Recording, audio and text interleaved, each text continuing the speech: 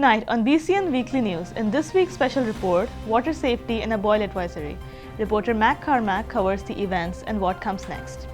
Also, the 49th annual celebration of the traditional music. Stay tuned to find out the dates and performers. And a new exhibit in the art gallery. Reporter Amaya Weekly covers the rugs and blankets available for viewing. All of this and more coming up soon tonight on BCN Weekly News.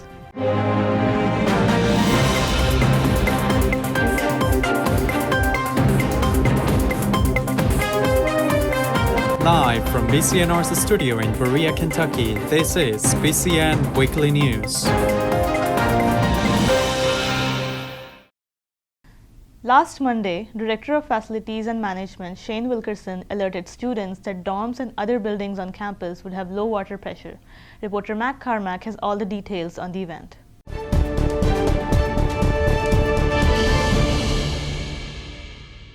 Thank you, Anapriya.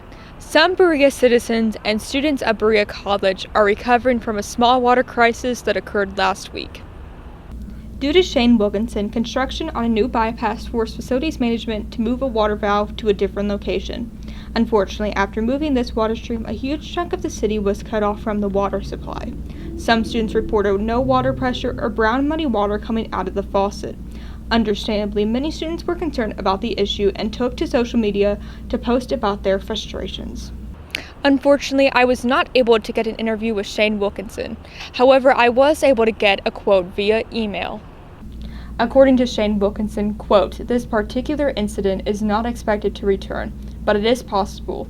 Moving utilities can take time and there is almost always some level of risk," and unquote. That was in regard to the possibility that some students were afraid to ingest the water. Shane assured me that the city utilities was consistently checking the water for levels of toxicity, which led the Berea City to call a water boil advisory, meaning water should not be ingested unless boiled. Some students were not worried until they noticed the dining hall replace all Pepsi machines with bottled water. Luckily, the advisory did not last more than 48 hours and the water is now safe to ingest. So when we got the email that the water wasn't drinkable, I immediately had a little bit of panic because I only have a reusable water bottle and things like that. And then when they said that truckloads of water bottles were coming in, it seemed like a lot more serious than they let on in the beginning. So the water situation was really scary, especially for me because I live in James, and though we did have running water, the water came out brown or yellow, which was obviously not drinkable. And this was before they sent the boil advisory email out. They said the water was still drinkable, but obviously it was not because it was literally brown. If you or someone you know is worried about ingesting the water, facilities management recommends that you reach out to your healthcare provider. This is an ongoing story, and we will keep you updated with any further developments on the water crisis. Until then, this is Matt Carmack reporting from the Quad for BCN Weekly News. Back to you, Anapriya. In other news, the 49th annual celebration of traditional music, hosted by the Loyal Jones Appalachian Center. This 4-day event welcomes Appalachian artists and speakers. Reporter Cheyenne King has more on this. Thanks, Anapriya. This year marks the 49th annual celebration of traditional music. On October 13th through 16th, BereaCollege welcomes musicians from across the Appalachian region to represent homemade music passed down from person to person. We will have live music performances of everything from string bands to puppetry. I sat down with some members of the Appalachian Center to learn more. It's kind of about uplifting those old traditions and transferring them to the younger generation. So this year, more than ever, we're trying to do more kid activities. And I think that's because a large part of the goal is to make sure that these sort of skills and music is continued passing on the torch to the next generation. It's just every year is different, and I look forward to seeing the new cast every year.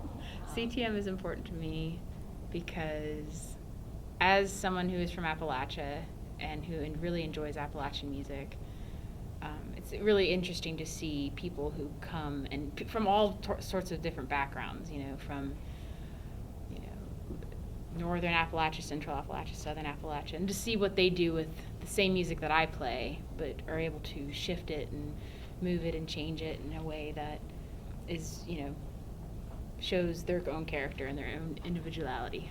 For me, it's this culmination of all of these artists coming together and just sharing a lot of traditional music and traditional culture, and a lot of it's Appalachian culture, and that's why the Appalachians are so interconnected with it.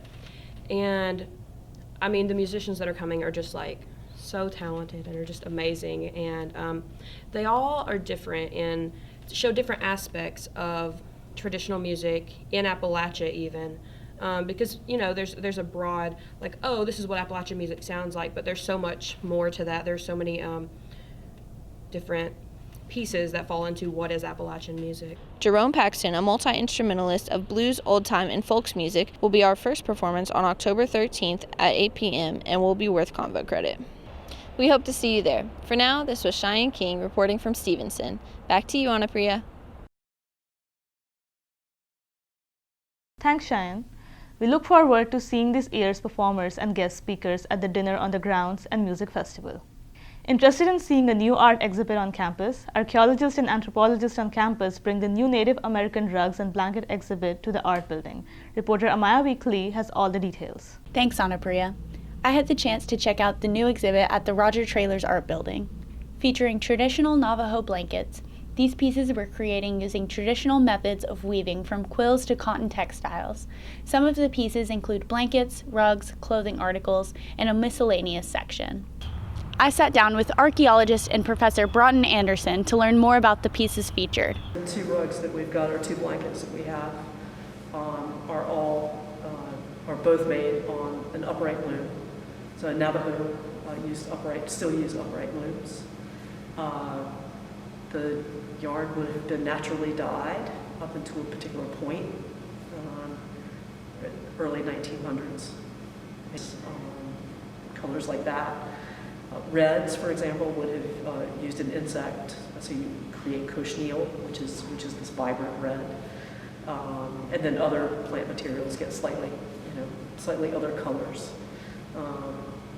and the ones that we have, the earliest ones, are the sort of natural colors, with reds, for example. Once you start seeing more vibrant colors, you know that you've moved into. If you are interested in seeing these pieces for yourself, enter the Dimitri Art Gallery at the door in between Phelps Stokes and the art building. We look forward to seeing the new exhibits the art gallery brings. Reporting for BCN Weekly News, this was Amaya Weekly from Roger Traylor. Back to you, Anapriya. If you're interested in archaeology or Native American culture, this is an event you won't want to miss. We look forward to seeing all the attendees at the gallery. Coming next on BCN Weekly News, an opportunity for mentoring and tutoring K-12. Luke Bader covers the Berea Buddies program coming next. And Planetarium shows open this semester. Interested in cosmology or looking for a Friday afternoon activity open to the public? Register for these events on Berea Engage. We'll be right back after this short break. Horses, bourbon, and the great outdoors. That's Kentucky. Original, majestic, and wide open. This is Kentucky. Come see for yourself. Plan your road trip at KentuckyTourism.com.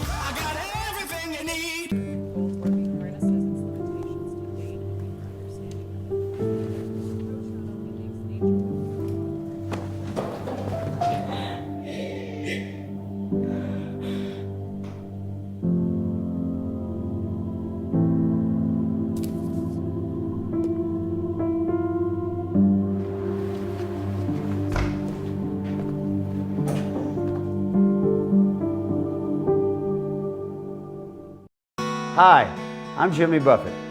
Save the Manatee Club has helped to protect imperiled manatees and their aquatic habitat for decades, but there's still more work to be done. Be the friend they need. Visit SaveTheManatee.org. Thanks for staying with us. The BereaCollege program introduces the Berea Buddies, a way for Berea students to form long-term mentorship and friendships with Berea youth.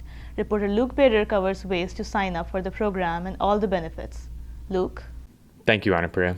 During the pandemic, the Berea Buddies program at Kelts was canceled to protect the health and safety of the kids, staff, and volunteers. Last semester, as pandemic restrictions began to lessen, the Buddies program was able to invite kids in the community back for a weekly event where students, or Big Buddies, are paired with a child from the Berea community, as their little buddy. The program establishes long-term mentorships with college students and Berea youth to connect the groups and bring the community together. This semester, Big Buddies will help their little buddies learn about space and the environment with games and activities. I sat down with one of Berea Buddies' staff to learn more about the program. Big Buddies, who are students of BereaCollege, can have a break from class and work with little kids and do crafts and activities and just have a little fun. We've already started our in-person programming for this fall, but we are still having students sign up now, so we will still be taking applications. People can email us at bereabuddies@berea.edu and let us know that they're interested in volunteering. We are excited about the Berea Buddies program returning this semester and look forward to it in the coming spring. From Stevenson Hall, this is Luke Bader reporting for BCN Weekly News. Back to you, Anapriya. Thanks, Luke. Don't forget to enroll on the BereaCollege website for this awesome opportunity with leadership. In other news, planetarium shows are not something new to the Berea community. However, the COVID pandemic put a stress on the attendance of the event, now open to the public. The planetarium is expected to be open on Fridays at 7 p.m. The show is free for students and their families if they show their IDs. For other visitors, the tickets cost $5 for adults and $3 for children and seniors. The planetarium is located on the 4th floor of the MAC building and doors open at 6:30 p.m. The planetarium organizes full-dome production shows which are professionally produced, often on different topics such as Earth and space, the solar system, black holes, and more. The show lasts about 20 to 25 minutes. The students running the show typically give a tour of constellations visible during the night of the show. The planetarium also organizes special events occasionally. Last week, they had the International Observe the Moon Night, where they set up telescopes to observe the moon and its phases. Another event offered is movie nights. For instance, last week a surprise Marvel night was held. Sign up on BereaEngage to attend this Friday's showing. Now open to the public, the whole family can enjoy the planetarium. On behalf of our news team, thank you for watching BCN Weekly News. I am Anupriya Dikshit. For more coverage, follow us on Facebook and Instagram at BereaCollege News Radio and watch our show online at www.bcnewsradio.com. Good night.